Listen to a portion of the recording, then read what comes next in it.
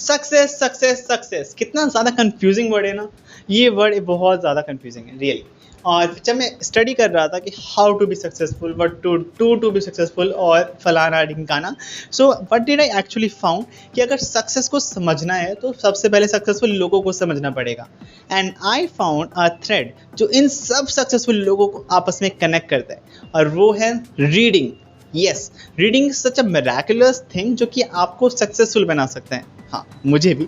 So hello everybody, this is me Saurabh Agrawal and welcome here to our channel सौर्स का हेयर। आज की इस वीडियो में हम बात कर रहे होंगे पावर ऑफ रीडिंग के बारे में और कैसे सक्सेसफुल लोग इसे यूज करते हैं अपनी लाइफ में to become successful. So kindly watch this video till the end stay tuned. So the first person जिसके बारे में हम बात कर रहे होंगे वो है हमारे बिली अंकल। नहीं, ये बिली अंकल नहीं, हमारे बिल गेट्स, माइक्रोसॉफ्ट के फाउंडर और दुनिया के सबसे अमीर आदमी रह चुके बिल गेट्स, जिन्हें हमने कई बार मीम्स में देखा होगा। जो मीम्स ये बताती है कि जो बिल गेट्स हैं वो कॉलेज ड्रॉप आउट थे, मतलब एक अच्छे लर्नर नहीं रहे होंगे। बट नो, जो बिल गेट्स है वो एक बहुत अमेजिंग लर्नर थे। वो कॉलेज ड्रॉप आउट ज़रूर थे बट उन्होंने अपनी लर्निंग को कभी नहीं रोका। ही रेड एंड रेड। वो बोलते हैं कि उन्हें बचपन में बहुत सारे बड़े सपने देखे थे और उन बड़े सपने देखने का एक बहुत बड़ा कॉज ये भी था कि वो बहुत ज़्यादा रीड किया करते थे। सो अगली बार फिर वो टेलिंग कि बिल गेट्स आपके इंस्पिरेशन है as a college drop out, make him your inspiration as a great and crazy reader. It would be a new perspective to add to your life and mind too. So चलो आगे बढ़ते हैं और जो next person जिनके बारे में हम बात कर रहे होंगे वो हैं will Smith. I don't think so this name needs any introduction, लेकिन फिर भी बता देता हूँ। हॉलीवुड स्टार जिनकी ब्लॉकबस्टर इतनी सारी मूवीज़ आई हैं, मैन इन ब्लैक, वो अलादीन जीनी वाली, तो आपने भी देखी होगी। He says very logical thing कि हमसे पहले लाखों करोड़ों पर्सन इस अर्थ पे ऑलरेडी आ चुके हैं। वो काफ़ी सारे एक्सपीरियंसेस लिव कर चुके हैं, तो आज या फिर कल में ऐसी कोई नई प्रॉब्लम नहीं आने वाली है जिसका सॉल्यूशन पहले ही किसी बुक में ना मिल जाए। सो ही सेज अगर आपको आज की भी किसी प्रॉब्लम का सॉल्यूशन ढूंढना है, so all you need to do is search a book and you will find the solution. And Chanakya also says कि एक जिंदगी बहुत छोटी है कि हम सारी गलतियां खुद ही कर लें। तो कैसे रहेगा अगर हम दूसरों की गलतियों से सीखें? As a wise person learn from the mistakes of the others. And books तो लोगों के एक्सपीरियंस से, उनकी गलतियों से, उनकी लर्निंग से भरी पड़ी हैं। तो whenever you need a new idea, start reading an old book. It would help you. So the next person जिनके बारे में हम बात कर रहे होंगे वो है Nikola Tesla, my favorite scientist.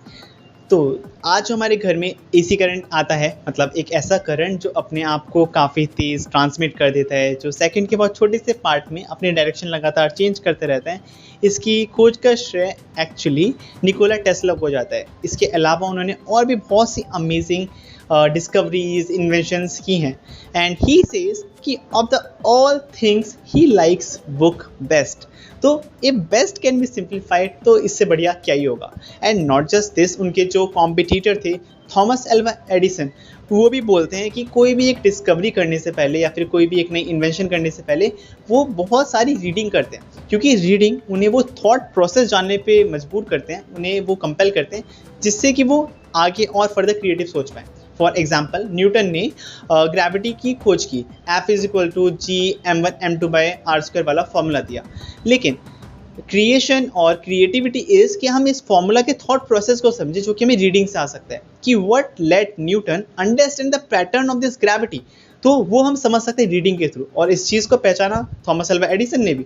That's why he was a curious reader. So the next person जिसके बारे में हम बात करेंगे वो है हमारे फाइनेंशियल गुरु वॉरेन बफेट। हाँ, जिन्होंने हमें पावर ऑफ कंपाउंडिंग सिखाई, और वो किसी भी शेयर में इन्वेस्ट करने से पहले उसकी क्वालिटेटिव एनालिसिस भी करते हैं और क्वांटिटेटिव एनालिसिस भी करते हैं। क्वांटिटेटिव एनालिसिस मतलब उसके ग्राफ्स देखना, उसके फाइनेंशियल्स देखना, जो कि कोई भी एक नॉर्मल इन्वेस्टर डेफिनेटली करता है। क्वालिटेटिव एनालिसिस मतलब उसकी लीडरशिप क्वालिटीज़ देखना, उसकी कम्युनिकेशन स्किल्स देखना, वहाँ आपके एम्प्लॉयज़ की, और बाकी फैक्टर्स देखना, लाइक इस कंपनी का फ्यूचर स्कोप क्या है, what this company actually serves. ये सारे एनालिसिस करने के बाद ही वो किसी कंपनी में इन्वेस्ट करते हैं। एंड इसके लिए he has to do a lot of readings. And he accepts कि वो कोई भी डिसीजन को ऐसे इम्पल्सिव नहीं लेते, लाइक अदर्स। वो किसी भी डिसीजन को लेते हैं प्रॉपर रीडिंग करने के बाद, उसे प्रॉपरली अंडरस्टैंड करने के बाद। This is his strategy and it tells us कि reading is so important for us, for investment, for invention and nearly for every aspect of life. I hope कि आपको वो पावरफुल मैसेजेस मिले होंगे जो ये सक्सेसफुल गुरुज ने हमारे लिए छोड़े हैं, कि पावर ऑफ रीडिंग कितनी ज़्यादा इम्पॉर्टेंट है। और एक और चीज़ है जो मैं ऐड करना चाहूँगा कि रीडिंग हमारी लाइफ को एक नया एंगल देती है, हमारी सोचने का दरिया बढ़ाती है। ये हमारे माइंड को चैलेंज करती है उन थॉट्स को एक्सेप्ट करने के लिए जो शायद हमारे लिए न्यू होते हैं। फॉर एग्जाम्पल, अगर ये मेरे हाथ में ये फ़ोन है तो फिर एक फाइनेंशियल पर्सन, मतलब एक financial analyst might be looking at this phone कि इसका कॉस्ट ऑफ प्रोडक्शन कितना है, इसका ROI कितना है। एक ग्राफिक डिज़ाइनर शायद देखे कि इसका क्या ग्रेडियंट, किस टाइप का ग्रेडियंट यूज़ हुआ है। और एक केमिस्ट्री मतलब साइंटिस्ट देखे कि ये किन टाइप के एटम से मिलके बना हुआ है और इसके अंदर कैसे कैसे प्रोसेसर चिप्स वगैरह लगी हुई हैं। सो रीडिंग हमें ये अंडरस्टैंड करने में हेल्प करते हैं कि ये सब पर्सन अपनी अपनी जगह सही हैं। और जब ये पर्सन, इन लोगों की राय इस फ़ोन के रिगार्डिंग डिफरेंट हो सकती है, तो लाइफ के रिगार्डिंग तो ऑफ कोर्स डिफरेंट हो सकती है। There is a lot to learn, as Barack Obama says कि a person who is open to reading, world is open to that person. मतलब कुछ ऐसा सही कहा था, I don't particularly remember, but I remember the crux of it. I have started reading as well and I feel it's absolutely nice, और ये आप लोगों को भी डेफिनेटली ट्राई करना चाहिए। If I talk about a successful person is a person जो लोगों की लाइफ में वैल्यू ऐड कर रहा है। I think so. तो फिर अगर किसी पर्सन को दूसरों की लाइफ में वैल्यू ऐड करनी है, उसके लिए उसे पहले अपनी लाइफ में नॉलेज ऐड करनी चाहिए। और नॉलेज कैसे ऐड हो सकती है? I guess books are the ultimate source of the knowledge. So there is one more reason to start reading, कि you get the knowledge, you get to add value to the people's life.